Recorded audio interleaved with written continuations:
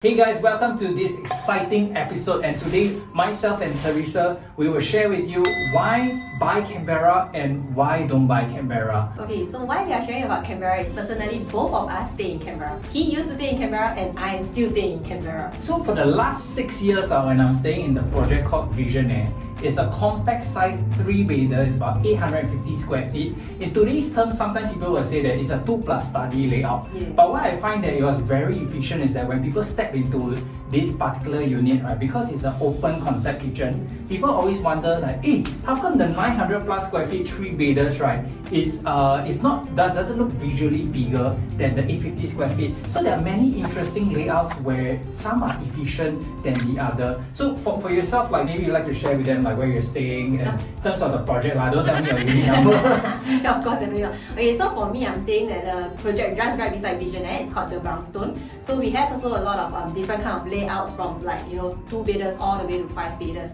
And for myself, I'm in a 3-bedder, the mid-size one, not the compact. So we have like compact, mid-size, and premium. The far two ends are like pretty much the same. Mine is more of a unique layout. So let's debate a little bit about like Visionaire versus Brownstone. I think that's something I think for most buyers, when you zoom into the resale in Canberra, you'll be comparing these two primarily. Why? Because the rest will be much, I won't say much older, like your 8-10 years or more older. You got like your 8 courtyard, 1 Canberra residences, Yishun Sapphire being the oldest. Maybe I share a bit more about the Visionaire one. So for Visionaire, I realized that we have a underground car park, which Brownstone doesn't have. So sometimes when you have kids and all that, you're pushing the stroller, and then next moment that I have to come down from if you're living in Brownstone, you have to come down all the way from the multi-story car park all the way to your unit, and sometimes it is quite a long dark hallway, especially if it's during the daytime, but it's like going to rain and it's kind of dark. But whereas for Visionaire, you got a direct access from the basement car park. Okay, so that's one good attribute from Visionaire. What's a good attribute from Brownstone? I love the landscaping. It's so serene. You feel so relaxed. It feels like resort. Like everyone who came to my house, right, all my friends, they say one thing: oh, I love coming to your place. Like so relaxing, and then like it feels like resort style. It's like I don't feel I'm going on like a trip to Bali or something like that. Like it's so much greenery. I think one thing about Brownstone is that you have the direct access to the MRT, right? Comparing Yes, correct. So that one is no secret. We have direct, fully sheltered access all the way from your doorstep to the MRT platform. So when I actually enter into your unit, right, I actually realized that okay, you have a enclosed kitchen. Yes, and right. all the rooms are sizable. And the 3-bedder they are staying is about, how big is it again? The 3-bedder I'm staying is like 947 square feet. So maybe like in terms of, and you also seen my 850 square feet Visionaire, right? What is the difference? Like why do you think like the 947 square feet, right, maybe trumps over the 850 square feet? So like comparing just the room size, for one, the rooms in Brownstone for mine, right, they are very sizable. All of them can fit queen size bed even. But maybe for the common room, if queen size bed can fit but might be a bit tight. So super single fits perfectly fine. You can even fit like a side table beside it. Whereas comparing with Visionaire, the 850 one, about like a 2+ study, one of the common rooms is really only enough for like the study desk and your chair. Okay, then we dive into the facilities, right? So for Visionaire, you have like the study room, the library. But for Brownstone, I think you have like the basic, the function room, the swimming pools around. We actually have many pools in Brownstone. We have like the kiddie splash pool, the jacuzzi pool, social pool, 50-meter lap pool, and 30-meter lap pool. We have a little mini pets playground directly outside the function room. So it's actually really very good. Like let's say if you want to like host like family gatherings and stuff, especially if like children's event. Perfect. Very rare that you find a project that actually caters to, not only the young ones, but also cats, the dogs, whatever that people have. So let's go into the area, the location that we have enjoyed collectively. Well, I mean the malls wise, you got Sembawang Shopping Centre, which they refurbished recently. So mainly a lot of family stuff. Very practical mall. You have your enrichment programs, you have a large supermarket, you got F45 downstairs. So Canberra Plaza is more like the heartland mall. We have our Fair Price over there. We have even Daiso, which a lot of young parents love, like just getting quick fixes for the houses. Even Teo Heng KTV is there. So in case you need to wind down after a long week, right? Yes, Teo Heng KTV is there. We have Anytime Fitness or at one of the gyms that's open 24 hours there. Small little shops here and there, SKP, stuff like that. A lot of food also. Lots of fast food if you like, hawker, food court. and we also have like the smaller eateries. And also the hidden gem, which is the Chinese restaurant. I think that was pretty good. That this is a free advertisement. If I ever step into the restaurant, I hope the owner can give me a good discount. Let's talk about the stagnancy for Canberra properties, Brownstone, Visionaire alike, right? The prices actually stagnate, right?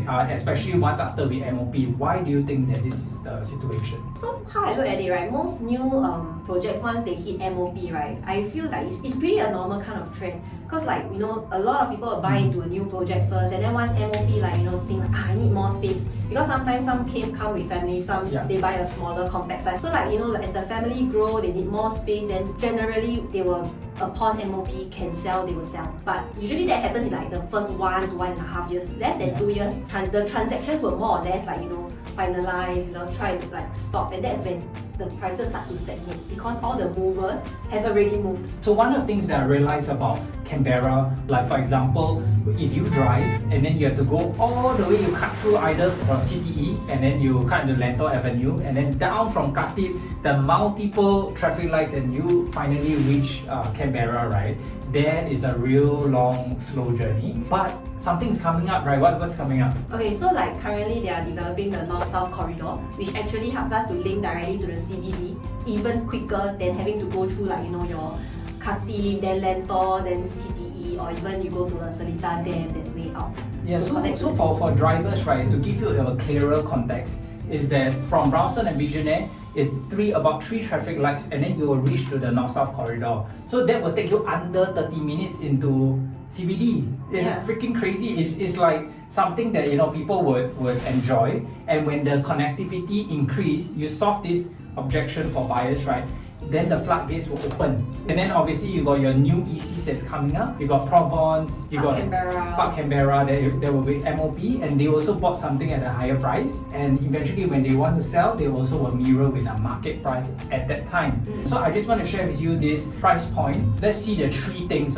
Number one is OCR. So OCR, right, since January 2021 to 2025 right now is approximately about 4 years. The appreciation is about 47.97% for the 3-beders. And then for Canberra, the 3-beders, right, because don't forget, we were the subsidized pricing, so that's why we can actually level up with the OCR. So for people who want to buy new ECU, this is something that was better safely invest in the market right now. But nonetheless, it's still 44.49% on average. Now you know how rich we are, right? So when did your unit MOP?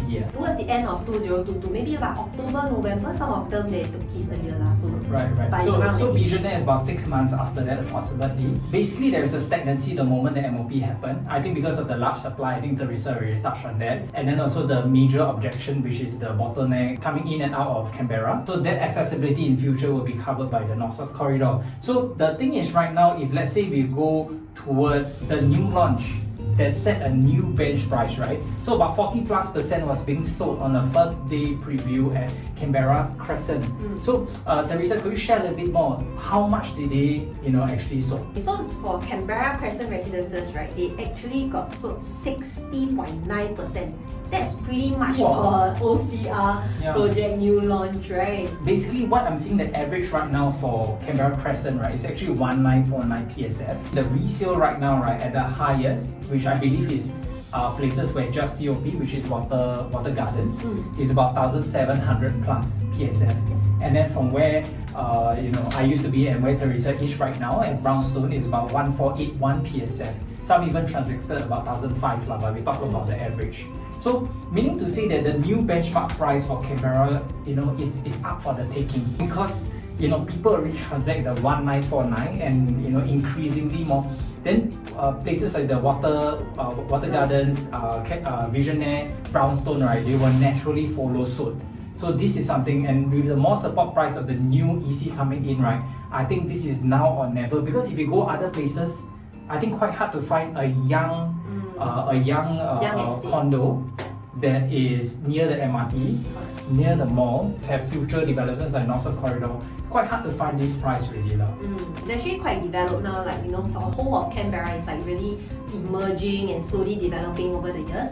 I believe back then when Aaron and I bought into Visionaire Brownstone, there was really nothing there. It was there was not even an MRT, right? Yeah. And then we had to like take bus, we have to like walk a distance to take a bus to Yishun or Sembawang, then only get the MRT.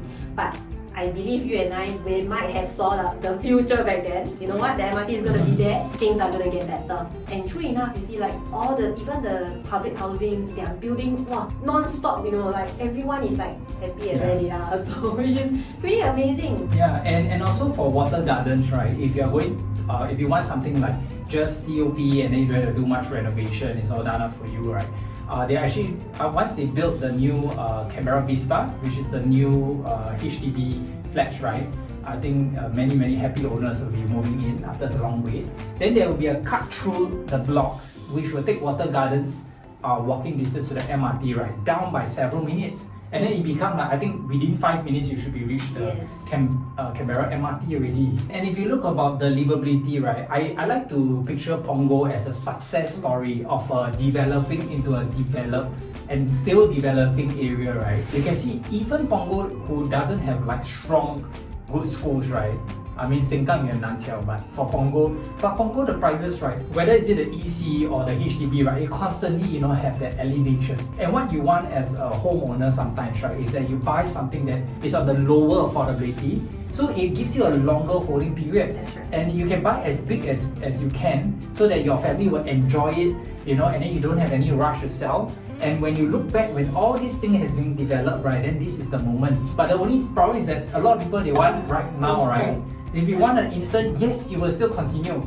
But you notice the prices of appreciation as you go towards the central, right? It kind of, you know, not have such a big upside now. So if that is what you're looking for, then maybe this is the time for coming to Canberra. So maybe share a little bit more about Bukit Canberra, you know, what's there all about over there? So Bukit Canberra is like an integrated community hub. We have like swimming complex there, hawker centers, and then we have also like polyclinic. So everything is like right at your doorstep. So basically last time, like, you know, polyclinic, I have to go back all the way to Yishun. But now at Bukit Canberra, just right beside me. Really convenient, especially with young families, with little children, you know, you have all the vaccinations and all that. We have to go polyclinic. I think the MPs are really strong also. I mean, on the side note, the whole concept of Bukit Canberra, I mean, I remember when I brought my son into polyclinic, right? You barely need to meet anybody. It's all like computerized. Right, you even you collect medicine also don't meet people. So I mean, I'm not saying like I don't like meet people, but just that it's like speed, right?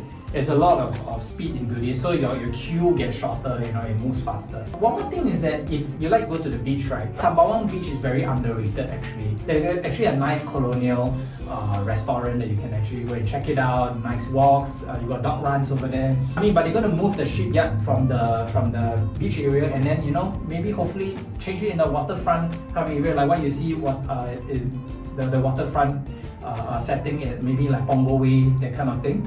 So it's in the works, you know, and there's lots of good things that, you know, maybe that in future you will continue to enjoy. But the only problem is that if you enter late, right, today the resale at least you can buy like 1,500, 1,600 PSF, you want 1,700. But the moment all these things that we've just mentioned, right, come into fruition, then I don't think that we're even looking at Canberra Crescent 1,900 anymore. Any closing statements regarding Canberra? Just give me one statement of why somebody should buy and why somebody shouldn't buy. So Canberra, as I already said, right, it's been growing, emerging and everything. I bought in at a really cheap, low price back then. Now it's definitely not in the market already, of course, and it's way above, like double already, more than double actually.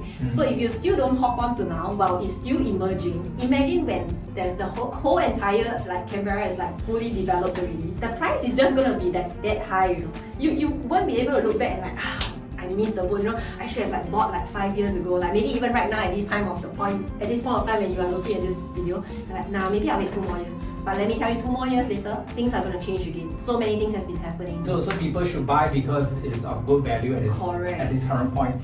But why should somebody not buy?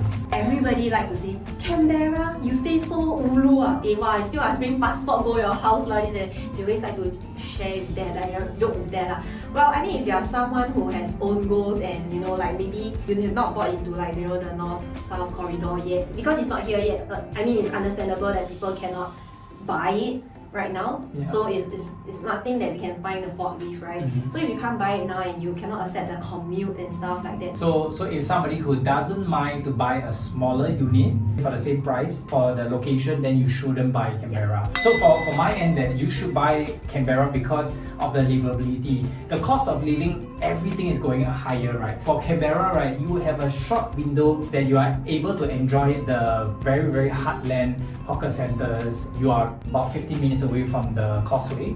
You can go to JB and you can enjoy it yourself. And the connectivity, and you get to enjoy the connectivity that is increasingly better through the Thompson coastline at Woodlands and whatever that transformation there. And then you are able to enjoy that development as well. Obviously, people that shouldn't buy is that right now, the immediate, like for example, my job right now, we have to travel like north, south, east, west, right? Right now, because there's no north-south corridor, right? And your job really depends on the driving time, and then that's probably not good for you at the moment. Or maybe you can buy a unit here, and then you rent somewhere else. I don't know. Like, it's something that we can discuss. Obviously, myself and Teresa, we'll be very happy to go through with you, all this that in detail. I know everybody's home journey story is very different, and we'd like to chat with you more. Thank you very much. My name is Aaron, And I'm Teresa. and then we'll see you on the next episode.